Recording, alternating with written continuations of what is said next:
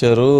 అట్లాగే YouTube channels కి అసలు ఒకరికి కాదు అందరికీ పంపిస్తున్నారు దాని మీద మాట్లాడిన వాళ్ళందరికీ. బట్ ఆ సిట్టుకు కూడా పంపిస్తే బాగుండిద్దామని అనిపించింది. Correct point. సిట్టు వాళ్ళకి కూడా అసలు మీరు ఎంక్వైరీ చేయడానికి లేదు, లేదా వీటికి సంబంధించినటువంటి దాంట్లో మీరు క్లారిటీ ఇవ్వండి అనేటువంటి ఉద్దేశాన్ని కూడా ఇచ్చేస్తే కూడా బాగుండిద్దేమో.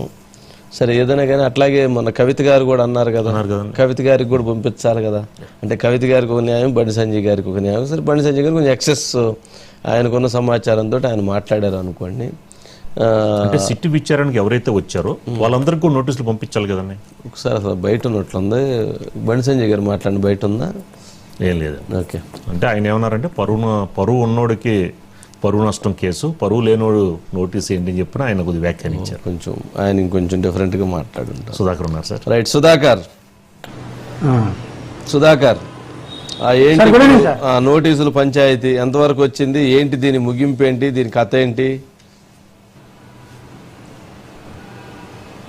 సార్ రాజకీయాలలో కేటీఆర్ అందరికీ నోటీసులు పంపించుకుంటూ పోతున్నారు, కానీ బండి సంజయ్ దగ్గర ఒక సవాల్ పెండింగ్లో ఉంది సార్. అది ఒకవేళ ఫోన్ ట్యాపింగ్లో నీ పాత్ర లేదనుకుంటే, నువ్వు ఫోన్ ట్యాపింగ్ చేయలేదనుకుంటే తడిబట్ట స్నానం చేసి ఆ భాగ్యలక్ష్మి అమ్మవారికో లేకుంటే భద్రకాళి అమ్మవారి ఆలయానికి వెళ్దామంటూ బండి సంజయ్ ఒక సవాల్ విసిరారు. ఆ సవాల్ పైన కేటీఆర్ ఇప్పటివరకు స్పందించలేదు. సవాల్ విసిరి కూడా దాదాపుగా వారం రోజులు కావస్తుంది, స్పందించలేదు. కానీ బండి సంజయ్కి నోటీసులు పంపించారు. రెండోది కూడా CM Ramesh Somajiguda press club లో ఎక్కడైనా సరే మీరు చర్చకు సిద్ధమా అని అడిగితే మీరు వచ్చి నన్ను అడిగారా లేదా, బీజేపీలో విలీనం చేస్తామని చెప్పని మీరు మాట్లాడారా లేదా అని చెప్పని కూడా అడిగితే దానికి కూడా సీఎం రమేష్ సవాల్ చేశాడు. బండి సంజయ్ గారు ఆయన కూడా కలగజేసుకుని ఆ విషయంలో నేను సీఎం రమేష్ నేను తీసుకొని వస్తాను, నువ్వు రా అని చెప్పి నిజం చెప్పు, సవాల్ స్వీకరించని చెప్పని కూడా ఆయన కూడా అడిగారు. ఆ సవాల్ కూడా పెండింగ్ ఉన్నట్లుంది కదా. అంటే అన్నిటికీ కలిపి ఒకేసారి 100కి కలిపి ఒకేసారి ఒక దెబ్బ కొడతారేమో. ఆయన కొడితే ఎట్లా ఉండిద్ది అనేది మైండ్ బ్లాక్ అయ్యేట్టు ఉండాలి కదా, అందుకని అట్లా అన్నీ ఒకేసారి కలిసి కొడతారేమో.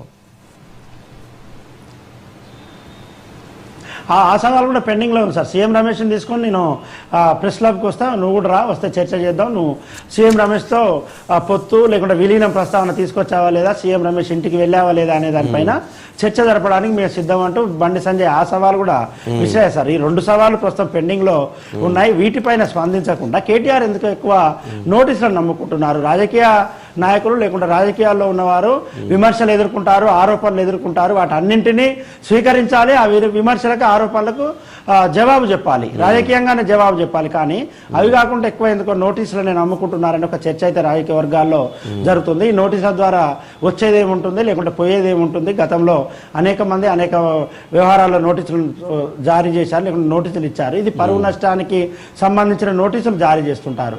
కాబట్టి రాజకీయాలలో నోటీసులు పెద్ద ప్రామాణికం కాదు. అదేవిధంగా ప్రజలు కూడా వీటిని యాక్సెప్ట్ చేయరు అనే ఒక చర్చ రాజకీయ వర్గాల్లో ఉంది సార్.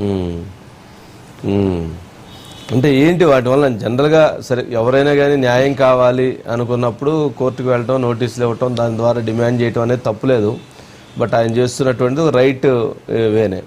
కాకపోతే ఇక్కడ మరి ఆ సవాళ్ళను కూడా స్వీకరించి వాటిని కూడా చర్చించడం ద్వారా సమస్యను పరిష్కరించుకోవడానికి, లేదా వాళ్ళ చేసినటువంటి ఆరోపణల్ని బహిరంగంగా వాళ్ళని అక్కడికక్కడే ప్రజల ముందు వాళ్ళు తప్పు మాట్లాడారనేటువంటి దానికి ఒక స్టెప్ తీసుకోవడానికి కూడా అవకాశం ఉంది కదా. మరి అంత పెద్ద అవకాశాన్ని ఎందుకు ఉపయోగించుకోవట్లేదు?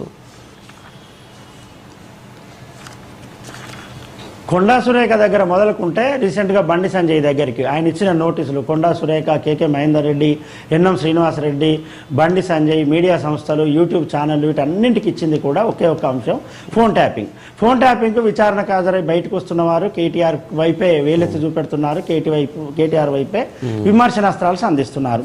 బయట ఉన్న రాజకీయ నాయకులు కూడా అదే రకమైన విమర్శలు చేస్తున్నారు, ఆరోపణలు చేస్తున్నారు. ఆ ఆరోపణలు విమర్శల పైన స్పందించట్లేరు. ఎక్కడ మేము ఫోన్ ట్యాపింగ్లో ఇన్వాల్వ్ కావట్లేదు, ఎక్కడ మేము ఫోన్ ట్యాపింగ్ చేయలేదు, ఫోన్ ట్యాపింగ్ గురించి ఎక్కడ మాకు సంబంధం లేదు, మాకు క్లీన్ షీట్ ఉందని చెప్పట్లేరు. కానీ నోటీసులు పంపిస్తున్నారు, మీరు అవి మాట్లాడొద్దు, అది మాట్లాడితే మా పరువుకు భంగం వాటిల్లుతుంది, మా పరువుకు ఇబ్బంది కలుగుతుంది అంటే నోటీసులు పంపిస్తున్నారు. కేటీఆర్ గారి చెల్లె, అదేవిధంగా ఎమ్మెల్సీగా ఉన్న కల్వకుంట్ల కవిత కూడా నా ఫోన్ ట్యాప్ అయింది, మా పిఏల ఫోన్ ట్యాప్ అయిందని ఆమె చెప్పింది. దానిపైన కూడా స్పందించలేదు. స్పందించకుండా నోటీసులు పంపితే ఏం లాభం అనేది చర్చ సార్ ఇక్కడ. Okay, right Sudhakar, right, thank you Vamshi garu, thank you once again. ఇవి ఇవాల్టి సూపర్ ప్రైమ్ డే విశేషాలు. మరి కాసేపట్లో